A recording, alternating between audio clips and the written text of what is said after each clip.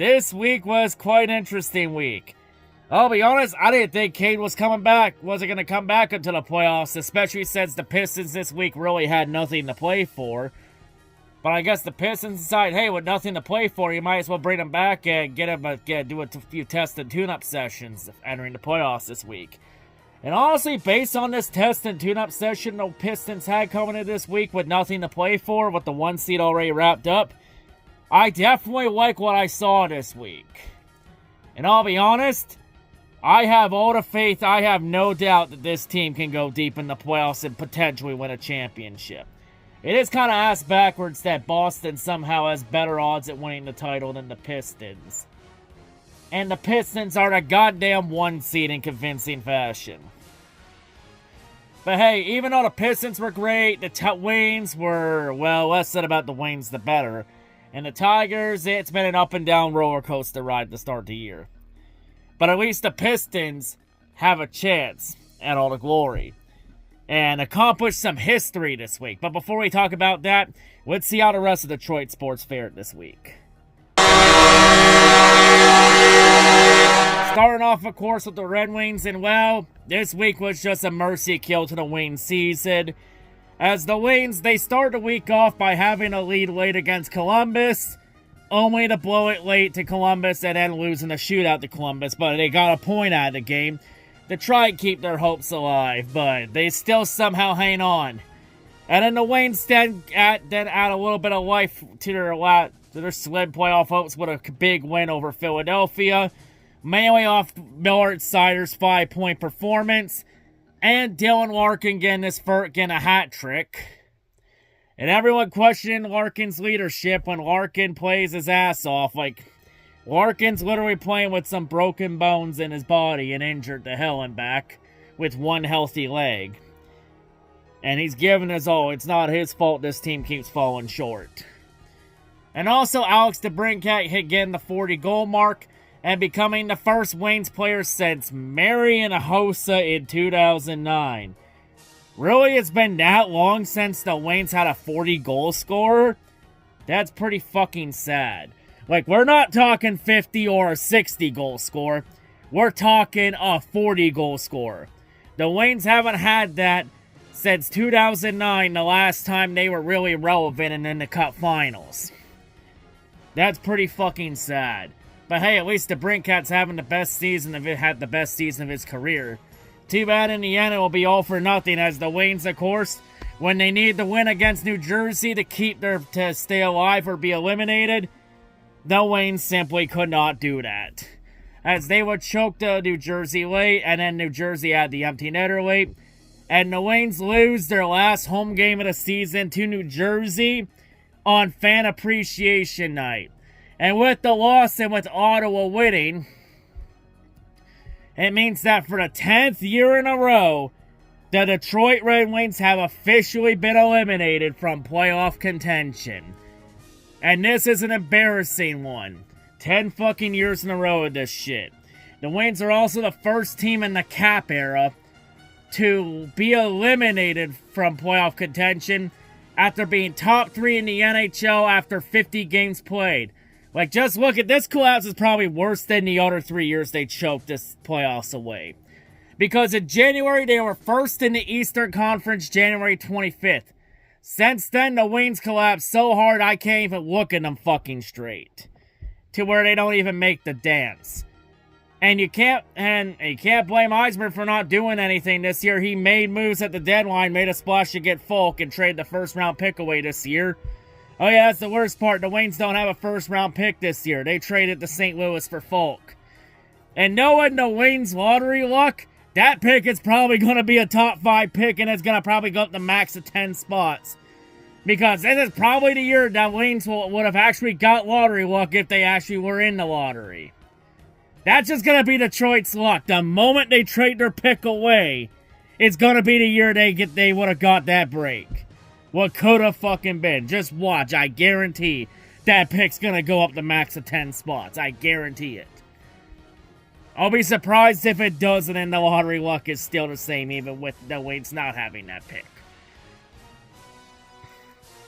But I'll be honest, this failure 100% falls on Steve Eisman. And believe me, there's a lot I want to say about the Wings and this failure. But I'm going to save that for later this week for the end of season recap, since the Wings still got 2 games left, and they're both road games in Florida against the Lightning and and eliminate a Florida Panthers team, which that game against Florida means nothing. So I'll save everything I want to say about this team and their failure this season, because this season is a fucking cataclysmic failure. No fucking doubt about that. If you actually thought this season was successful, take a goddamn long look in the mirror yourself and ask what the fuck are you doing with your life. Anyone that thinks this season was a success, you're a fucking idiot. There's a lot I want to say, but I'm going to save that for later this week. In the meantime, just take this eliminated graphic and let's move on.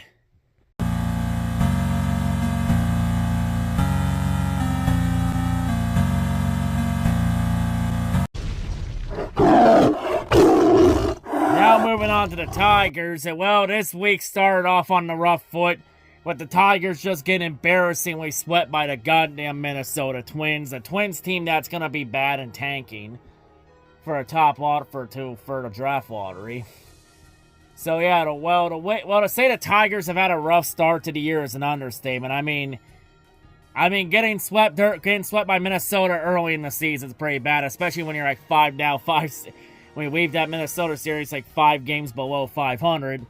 But of course, the Tigers, they would bounce right back, had a dominant series win against Miami to at least get to 7-9 now, 16 games. And even some fans writing the Tigers off after 13 games. It's like, seriously, saying the season is over after 13 games in a 162-game season?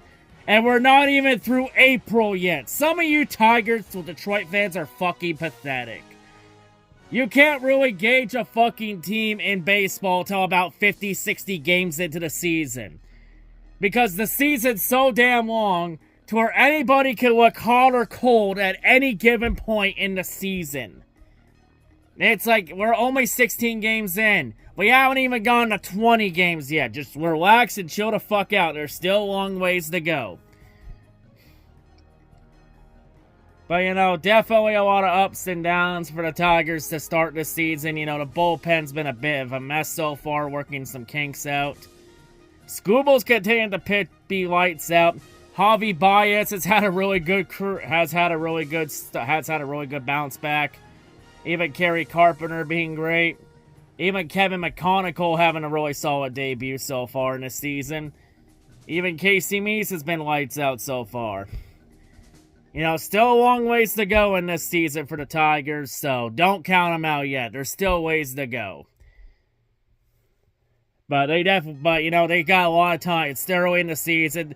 I've always said, you know, it's best to have these issues early in the season where you still have time to correct everything and ride it out, instead of having it late in the year when it matters the most.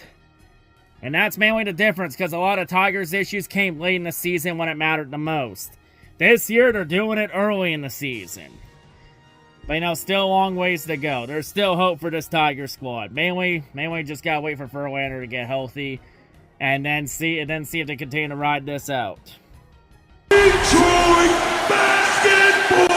I'll be honest, for the Pistons, this week, I was honestly just hoping for this week to end for the Pistons, because really, honestly a lot different when you have nothing to play for, but it's for good reasons, instead of just tanking for a pick. You know, it's good reason since the Pistons had the 1 seed locked up. So this week was honestly just a dress rehearsal and just a test and tune-up session for the playoffs. Well, the week started off a bit on the wrong foot with them getting blown out by Orlando, but honest, in a game that could be a playoff preview, depending on how Orlando does in that play-in tournament, since the Magic will be in that play-in tournament that we play in Philadelphia, where the winner of that Orlando-Philadelphia game will face Boston in the first round. But, yeah. But, I mean, that Orlando game, K didn't play in it, so honestly, that game doesn't really matter. I mean, I like the Pistons' chances against anybody. Like, I'll be honest, I don't really give a fuck who the Pistons play in the first round. They could beat any of those 4 play-in teams in the first round in 4 or 5 games. It will not even be that long of a series. Although Miami might make it Miami might be a challenge though, because Miami's always that team that can get in the 8th, that can get the 8th seed and always fuck around and take a 1 seed to like 6-7 games and take them to the limit. Because Miami's that weird of a fucking team. I mean, Orlando could be a challenge too. I mean, the Pistons did struggle a bit against the Magic. But, I mean, Philadelphia and Charlotte I'm not concerned about. And, of course, though, the Pistons would get good news out of this week. Because ahead of the game against Milwaukee, they find out that Cade Cunningham is officially cleared to play. So, unit ready in time for the playoffs. Honestly, I'm surprised they let Cade play this week. I didn't think he'd be playing until the playoffs, especially since the Pistons had the 1 seed wrapped up. And they had nothing really to play for this week. It was honestly just dress rehearsal. But I guess, hey, I mean, with nothing to play for and nothing really to lose, I guess the Pistons wanted to get Cade warmed up and ready to go for the playoffs. At least get him back adjusting in time so he doesn't rusty come playoff time in a week or so. And of course, with Cade back, you know how this goes against Milwaukee. It's belt to ass time. Pistons hammered the Bucks, especially since the game against Milwaukee was also the Pistons' last home game of the regular season and fan appreciation night. At least this Detroit team didn't shit the fucking bed on fan appreciation night. Wish the goddamn Red Wings wouldn't have done that shit, but we're gonna let that go for now and just talk about the Pistons. Just relax. The Pistons got it done. Not only did they get it done against Milwaukee, they also effectively ended the Doc Rivers era in Milwaukee. As of recording this video, Doc Rivers is one of the first coaches to be fired for the NBA off-seat for the NBA. As right before Black Monday, so NBA Black Monday comes early this year with Doc Rivers being fired by Milwaukee. Let's be honest, I think everybody knew Doc Rivers was going to be a disaster with the Bucks the moment he got hired. I mean, we all fucking told Milwaukee that was a bad hire considering Doc Rivers' history of being a playoff choker. But honestly, with Doc being fired, you know what my thoughts is? Who didn't see that one coming? I think we all knew that was going to be a disaster. Anybody with half a fucking brain cell knew. Or at least half a chromosome in their brain knew that hire was going to be a disaster. And that might not be the only thing that ends in Milwaukee, as Giannis may want out in the offseason. Wow, so everything I said about Giannis being full of shit at the deadline about wanting to stay in Milwaukee ended up being true? You don't say! But of course, the Pistons followed that up with a game in Charlotte. The first game in Charlotte since the big brawl earlier this season with Jalen Duren and Isaiah Stewart when they both got suspended. So yeah, there was a lot of tension in this game, and it definitely felt like a playoff game, caliber game for sure, because it was very close throughout the first 3 quarters. Even having Charlotte trying to start shit, you know, with Paolo with his disrespectful dunk on Duncan Robinson trying to start shit, and Dunk was having none of it. But the real turning point was near the end of the 3rd quarter, when Melo Ball decided to be a fucking idiot and get in Isaiah Stewart's face. It's like, this stupid motherfucker. Then again, I mean, I know the Ball brothers are absolute dumbasses, especially considering their dad is a dumbass himself. But do you actually expect me to believe that LaMelo is this fucking stupid? It's like, where in his mind did he think starting shit with Beef Stew was gonna end well? But of course, Beef did not fight or anything because, you know, he didn't want to risk suspension again for the playoffs. But of course, after that, the Pistons decide, okay, you asked for it, and the 4th quarter on was another belt-to-ass session. As, yeah, LaMelo getting in Isaiah Stewart's face caused a 15-point swing in the Pistons' favor. Because after that incident, Charlotte went from trailing by 3 points to the Pistons to losing by 18 points. Hey, not Detroit's fault. LaMelo decided to play fuck around and find out. And he found out, alright. In fact, Charlotte found out so much, the Pistons even refused to shake their hand as Jalen Durant told JB Bickerstaff and the boys to pack their shit up after the buzzer went. It's like, pack your shit up, we're getting the fuck out of here. So yeah, it's obvious to say that there's still a lot of bad blood between Detroit and Charlotte from that brawl a couple months ago. Honestly, there's so much bad blood between these two teams that, to be honest, I think every Detroit fan wants Charlotte in the first round. Because there's so much bad blood between these two teams that, to be honest, the only way this beef gets solved with Charlotte is a best-of-7 series in round 1. That's the only way to solve this problem. A best-of-7 series, let both teams get it out of their system. And you already know why I want the first round, why I want Charlotte in the first round. Not because the Pistons have a good chance, but because of some beef I have with a certain Detroit sports fan that happens to be a Charlotte Hornets fan. And oh, by the way, no, there goes Moby hasn't responded ever since I called him out last week. Because he's too much of a coward to see me man to man. Because the only time Moby goes after Detroit Lions fans is when it's beef he starts. He doesn't go after anybody that starts beef with him. Because I'm the only one that ever started beef with him. The only one that's ever started a beef with him. And he won't be the one that ends it, because he knows I'm the one fan he can't bury. That's why Moby won't come after me, because deep down he's afraid of me. And if you aren't Moby, then start that Charlotte Hornets YouTube channel up and prove me wrong. I'm right here, motherfucker. Come at me. And when you get here, if you do decide to come over here and come at me, I'ma spin your face, and I'ma challenge you to a bet in the playoffs. If Charlotte and Detroit meet in round 1. And oh boy, if that happens, I got quite the bet proposal for you. And I think everybody will want to tune in to see this proposal. But you gotta make it past the play-in tournament first to get there. I'll be waiting for it, but if you do, Moby, I'll be waiting. And of course, the Pistons wrap their season up with a game in Indiana. And, well, it's belt to ass. The Pistons hammered the fucking Pacers. The Pacers team tanking for the top odds in the draft lottery. So not much else to say there. That game honestly didn't matter. Then again, none of the games this week matter for the Pistons. But the Pistons do hit the 60 win total to end the year. They end the year 60-22. Which is the third time in franchise history the Pistons have hit 60 wins. The first time they've hit it since 2006. Yeah, last time the Pistons had this many wins in a season, they also made the conference finals that year.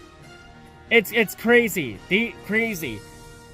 The last time the Pistons were the 1-seed Central Division champions and won 60 games in a season, no, all those years they made the conference finals. Crazy how that works. It's like the stars are perfectly aligning for this Pistons team to go on a magical run in the playoffs. And also, the Pistons made NBA history with the win against Indiana, because the Pistons become the first team in NBA history to win 60 games in a season 2 years after losing 60 games in a season. Just shows you how quick Pistons can turn things around quickly in the NBA if you have the right people calling the shots. Because in 2 years, it's crazy how in 2 years the Pistons went from losing over 60 games. Because 2 years ago they only won 14 games. And in 2 years they went from losing that, from only winning 14 games, to winning 60 games and being the top seed in the Eastern Conference. But yeah, crazy what happens when you have the right people calling the shots in the team. Here, you can turn things around very quickly. You know, you just need the right people that know what the hell they're doing. And Pistons got that now. So yeah, with that, the regular season is officially over. But of course, the job's not fucking done yet. Now the Pistons wait on whoever the fuck survives the play-in tournament. Like I say, I don't give a fuck if it's Orlando, Philadelphia, Charlotte, or Miami. Pistons can beat any of those 4 fucking bums in the first round. In 4 or 5 games. Like, the only one that might be a challenge is Miami, because Miami likes to fuck around in the first round and take a team to distance. The other three I'm not concerned about. Miami might give Detroit a problem, though. Maybe Orlando. Orlando could pull 2 wins out instead of their yearly 1-win voucher. You know, you never truly know until you match up with somebody in the first round. But yeah, I mean, the only 2 playoff series we know of in the first round for the East are Cleveland, Toronto, and New York versus Atlanta. So Trae Young, Trae Young isn't with Atlanta anymore. No, we can't say it. So I can't say Trae's going back to Madison Square Garden. No. But yeah, Knicks should win against Atlanta. And well, Toronto fans, good news. You don't get Boston in the first round. You get Cleveland instead. You know, honestly, good to see the Raptors back in the playoffs for the first time since 2022. Good to see them back. But yeah, the regular season is officially over. But for the Pistons, job's not done yet. Now we wait about a week until the play-in is all solved out. So yeah, of course, when the play-in's solved and we know what the Pistons' round 1 opponent is, I'll let everybody know who it is. I mean, no, everyone will definitely know if it's Charlotte. All I say is, Moby, there goes Moby. You better pray to God Charlotte doesn't end up surviving the play-in to get Detroit in the first round. You better hope Charlotte's season ends in that play-in, or else. And that's my respect level for Moby right there. And don't worry, Moby. If it's Charlotte in the first round, I have a lot to say to you. Because I'm not going to just embarrass you. I'm going to end your YouTube career. And when I bury you, Moby, you won't be alone that long. Because I'm going to make sure to bury you next to somebody special in my family. You can find that out later. If you get that far. But anyway, I'm out, and of course, go Detroit basketball. On to the playoffs.